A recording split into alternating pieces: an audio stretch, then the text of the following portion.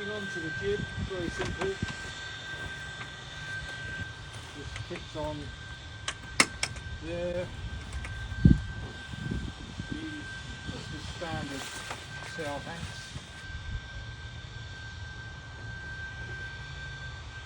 And the top just clips on. We try and avoid shackles and so on where possible. Right, so then just pull the jib up. I always set it up endless. So I put one bit through the eye, and just tie a figure eight or a condom. This boat is fitted through with the latest jib jammers to make it so much easier for the crew and for the helm. Passes through the incline, sail, figure eight, and that's it. The beauty of this system is that you can get to it from any point, and if you're sailing single-handed, you can do it too. If you're really clever, you can actually barber haul the jib too, which is like that, which pulls it more into the centre line. However, quite often this will make you go slower, so it's very tricky to do. I think Rory does it, and he's quite good at it, but other people have tried, I know, and it hasn't worked. The jib jammers work beautifully.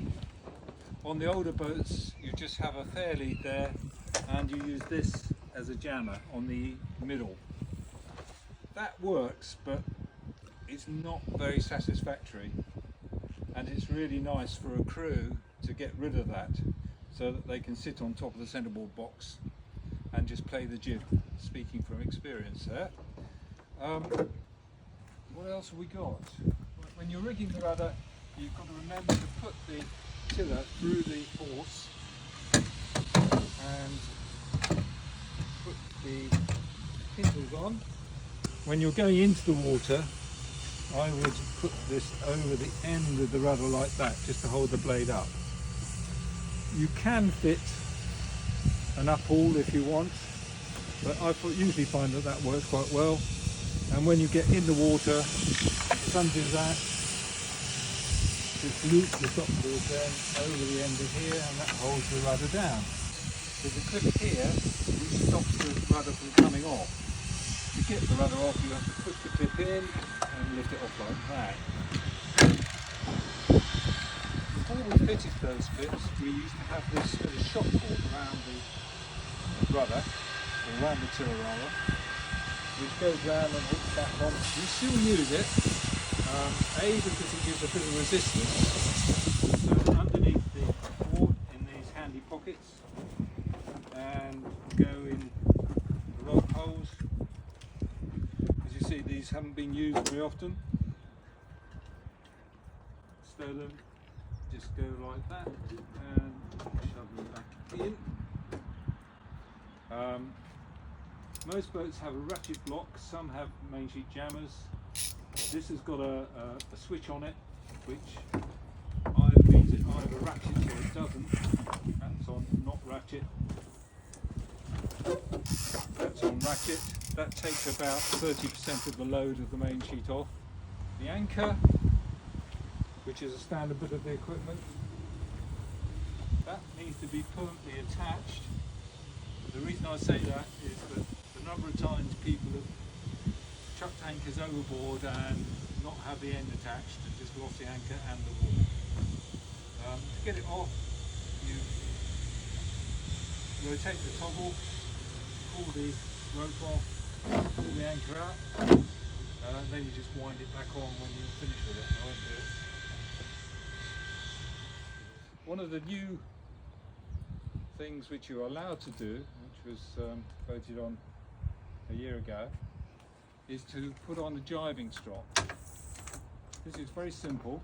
It's just a bit of rope with a ring on it, which you can attach through the blocks. These blocks are a bit tricky because they're smaller than normal. And then you pass the end of the main sheet through the ring and then through the rest of the block. Now, in normal sailing, this doesn't get in the way, it doesn't get tangled up. However, when you come to a jibe, instead of having to pull in all the main sheet, which can be a bit tricky, particularly in a strong wind, I'm sure that a lot of us have had the problem where you're going downwind, you're trying to jibe, you're pulling in the main sheet, you get halfway there and then it goes back, or you broach because you can't get the boom over quick enough. If you've got a crew, no problem, they can just pull the boom.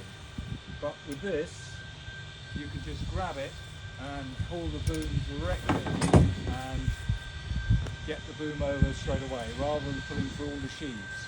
It's purely for jibing, and normally it just sits there. There was a worry that it could be used for pumping, but I think that provided the main sheet goes through the ring, it would be very little value for that. And anyway, it's illegal, and certainly if I saw people doing it, I would protest. A truck patio chair like this is ideal. It's worthwhile actually checking your patio chairs because they have got a built-in life after which they can break. There's usually a little dial on here which tells you when their sell-by date is. They usually last between 2 and 7 years, so to avoid accidents, maybe converting them into boat stands